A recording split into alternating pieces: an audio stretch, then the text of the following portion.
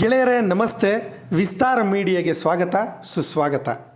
ಹೆಣ್ಣಿನಿಂದಲೇ ಆರಂಭ, ಹೆಣ್ಣಿನಿಂದಲೇ ಅಂತ್ಯ ಎನ್ನುವ ಮಾತು ನಟ ದರ್ಶನ್ ಜೀವನದಲ್ಲಿ ನಿಜವಾಗುತ್ತಿದೆ ಸ್ನೇಹಿತರೆ. ರೇಣುಕಾಸ್ವಾಮಿ ಅಪಹರಣ ಮತ್ತು ಕೊಲೆ ಪ್ರಕರಣದಲ್ಲಿ ದಿನಕ್ಕೊಂದು ಸಾಕ್ಷಿಗಳು ಪೊಲೀಸರ ಕೈ ತಲುಪುತ್ತಿದೆ. ಈಗಾಗಲೇ ಪೊಲೀಸರು ಈ ಪ್ರಕರಣದಲ್ಲಿ A1 ಆರೋಪಿ ಪವಿತ್ರ ಗೌಡ, A2 ಆರೋಪಿ ಚಾಲೆಂಜಿಂಗ್ ಸ್ಟಾರ್ ದರ್ಶನ್ ಸೇರಿ 18 ಆರೋಪಿಗಳ ವಿರುದ್ಧ FIR ಅನ್ನು ದಾಖಲಿಸಿದ್ದು, ಈಗ ಅಂತಿಮ ಮರಣೋತ್ತರ ಪರೀಕ್ಷೆಯ ವರದಿ ಕೂಡ ಪೊಲೀಸರ ಕೈ ತಲುಪಿದೆ.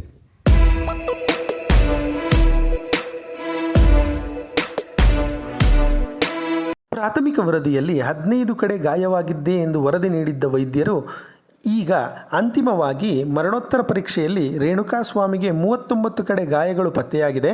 ಕೆಲವೊಂದು ಭಾಗಗಳಲ್ಲಿ ಸುಟ್ಟ ಗಾಯಗಳು ಕಂಡುಬಂದಿದ್ದು, ಎಲೆಕ್ಟ್ರಿಕ್ ಶಾಕ್ ನೀಡಿದ್ದಾರೆ, ಮರ್ಮಾಂಗಕ್ಕೆ ಒದ್ದಿದ್ದಾರೆ, ಆತನಿಗೆ ಮೆದುಳಿನಲ್ಲಿ ತೀವ್ರ ರಕ್ತಸ್ರಾವವಾಗಿ ಮೂಳೆ ಮುರಿದು ಶ್ವಾಸಕೋಶಕ್ಕೆ ಮೂಳೆ ಚುಚ್ಚಿ ಆಘಾತದಲ್ಲಿ ಸಾವನ್ನಪ್ಪಿದ್ದಾನೆ ಎಂದು ವರದಿ ಬಂದಿದೆ.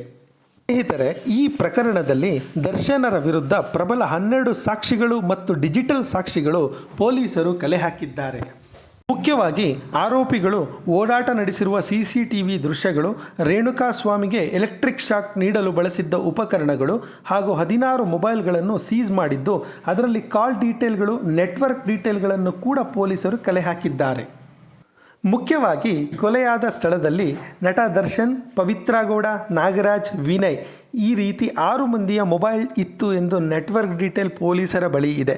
ಕೊಲೆಯ ನಂತರ ಇಬ್ಬರು ಆರೋಪಿಗಳು ಪೊಲೀಸ್ ಅಧಿಕಾರಿಯ ಜೊತೆಗೆ ಕೃತ್ಯದ ಬಗ್ಗೆ ಚರ್ಚಿಸಿರುವ ಕಾಲ್ ಡೀಟೇಲ್ ಕೂಡ ಸಿಕ್ಕಿದೆ. ಕೃತ್ಯದ ನಂತರ ಕಾರ್ತಿಕ್, ಕೇಶವ್, ನಿಖಿಲ್ ನಾಯಕ್ ತಾವೇ ಕೊಲೆ ಮಾಡಿದ್ದಾಗಿ ಸರೆಂಡರ್ ಕೂಡ ಆಗಿದ್ದಾರೆ ಮತ್ತು ಮೃತದೇಹವನ್ನು ಸಾಗಿಸಲು ಸರೆಂಡರ್ ಆದವರಿಗೆ ನೀಡಿದ್ದ ತಲಾ 5 ಲಕ್ಷ ಹಣವನ್ನು ಪೊಲೀಸರು ಜಪ್ತಿ ಮಾಡಿದ್ದಾರೆ. ಸ್ಥಳದಲ್ಲಿ ರೇಣುಕಾಸ್ವಾಮಿಯ ರಕ್ತದ ಕಲೆ, ಕೂದಲು, ಬೆವರಿನ ಸ್ಯಾಂಪಲ್ಗಳನ್ನು ಕೂಡ ಪೊಲೀಸರು ಸಂಗ್ರಹಿಸಿದ್ದಾರೆ. ಇದರಲ್ಲಿ ಕೊಲೆಯಾದ ವ್ಯಕ್ತಿಯ ಬ್ಲಡ್ ಸ್ಯಾಂಪಲ್ನ ಜೊತೆಗೆ ಆರೋಪಿಗಳ ಫಿಂಗರ್ ಪ್ರಿಂಟ್ ಕೂಡ ಮ್ಯಾಚ್ ಆಗುತ್ತಿದೆ.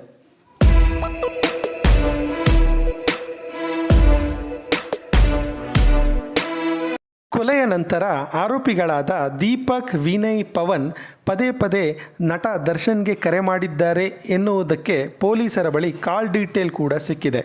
ಗೆಳೆಯರೇ, ಕಾನೂನು ತಜ್ಞರ ಪ್ರಕಾರ ಈ ಪ್ರಬಲ ಸಾಕ್ಷಿಗಳಿಂದ ದರ್ಶನ್ಗೆ ಕನಿಷ್ಠ 6ರಿಂದ 12 ತಿಂಗಳು ಬೇಲ್ ಸಿಗುವುದೇ ಕಷ್ಟ ಸಾಧ್ಯ ಎನ್ನಲಾಗುತ್ತಿದೆ. ಈಗಾಗಲೇ ಹಲವಾರು ಪ್ರಕರಣಗಳಲ್ಲಿ ಭಾಗಿಯಾಗಿರುವ ದರ್ಶನ್ ರವರು ಈ ಹಿಂದೆ ಮುಖ್ಯವಾಗಿ 2011ರಲ್ಲಿ ಪತ್ನಿ ವಿಜಯಲಕ್ಷ್ಮಿ ಮೇಲೆ ಹಲ್ಲೆ ಆರೋಪದಡಿಯಲ್ಲಿ 28 ದಿನಗಳ ಕಾಲ ಜೈಲುವಾಸ ಕೂಡ ಅನುಭವಿಸಿದ್ದರು. 2019ರಲ್ಲಿ ಚಿತ್ರೀಕರಣದ ವೇಳೆ ದರ್ಶನ್ರಿಂದ ಸಹನಟನ ಮೇಲೆ ಹಲ್ಲೆ ಪ್ರಕರಣ ದಾಖಲಾಗಿತ್ತು ಮತ್ತು 2021ರಲ್ಲಿ ಸಾಲ ವಂಚನೆ ಸಂಬಂಧ ನಿರ್ಮಾಪಕರೊಡನೆ ಆರೋಪ ಪ್ರತ್ಯಾರೋಪದಲ್ಲಿ ದರ್ಶನರು ತೊಡಗಿದ್ದರು. ಕಾಟೇರ ಚಿತ್ರದ ಯಶಸ್ಸಿನ ನಂತರ ಬೆಂಗಳೂರಿನಲ್ಲಿ ನಿಯಮ ಉಲ್ಲಂಘಿಸಿ ತಡರಾತ್ರಿ ಪಾರ್ಟಿ ನಡೆಸಿದ ಆರೋಪವೂ ಕೂಡ ದರ್ಶನ್ ವಿರುದ್ಧ ಸುಬ್ರಹ್ಮಣ್ಯ ಪೊಲೀಸ್ ಠಾಣೆ ವ್ಯಾಪ್ತಿಯಲ್ಲಿ ದಾಖಲಾಗಿದೆ. ಹೀಗೆ ಸಾಕಷ್ಟು ಪ್ರಕರಣಗಳಲ್ಲಿ ಸುದ್ದಿಯಲ್ಲಿರುವ ಚಾಲೆಂಜಿಂಗ್ ಸ್ಟಾರ್ ದರ್ಶನ್ ವಿರುದ್ಧ ರೌಡಿ ಪಟ್ಟಿ ತೆರೆಯುವ ಯೋಚನೆಯಲ್ಲಿದೆ ಪೊಲೀಸ್ ಇಲಾಖೆ. ಇದಿಷ್ಟು ರೇಣುಕಾಸ್ವಾಮಿ ಅಪಹರಣ ಹತ್ಯಾ ಪ್ರಕರಣದ ತನಿಖಾ ಅಪ್ಡೇಟ್ಗಳು. ಮಾಹಿತಿ ಇಷ್ಟವಾದರೆ ಲೈಕ್ ಮಾಡಿ, ಶೇರ್ ಮಾಡಿ. ನಮ್ಮ ಇನ್ನಷ್ಟು ಅಪ್ಡೇಟ್ಗಳಿಗಾಗಿ ಬೆಲ್ ಬಟನ್ ಅನ್ನು ಒತ್ತಿ.